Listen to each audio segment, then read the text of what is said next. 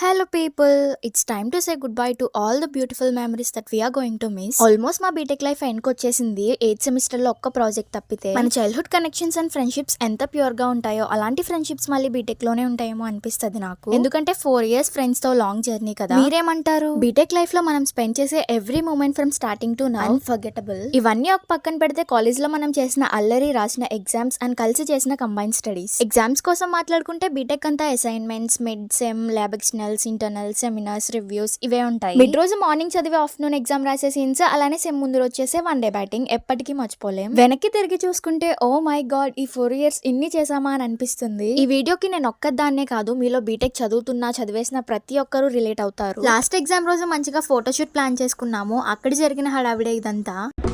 1/4 లో కలిసింది స్నేహం క్యాంటీన్ ఛాయిలా, అటెండెన్స్ తగ్గిపోకుండా ఉందిగా ప్రాక్సీ ఫార్ములా.